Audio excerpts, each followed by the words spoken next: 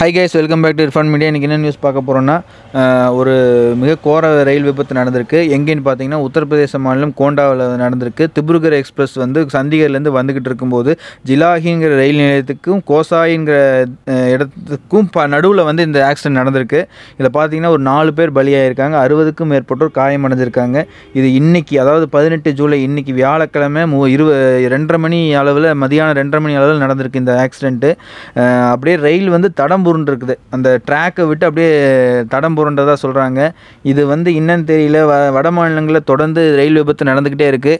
இதை கொஞ்சம் railway minister Ashwini Yadav வந்து கொஞ்சம் கவனமாக பார்த்துக்கணும், கவனமாக அதுக்கு தகுந்த முன்னேற்பாடுகள் செய்யணும். மெயின்டெனன்ஸ் ஒர்க் கொஞ்சம் நல்லா பண்ணணும்.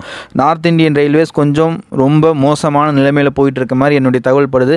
இதை பற்றி உங்களுடைய கருத்து என்னென்னு சொல்லுங்கள். இந்த விபத்தில் இன்னும் அதிக உயிர் போகக்கூட நான் இறைவனை வேண்டிக்கிறேன். நீங்களும் இறைவனை வேண்டிக்கோங்க. தேங்க்ஸ் ஃபார் வாட்சிங் திஸ் வீடியோ. ப்ளீஸ் கமெண்ட் பண்ணுங்கள். Subscribe Irfan media.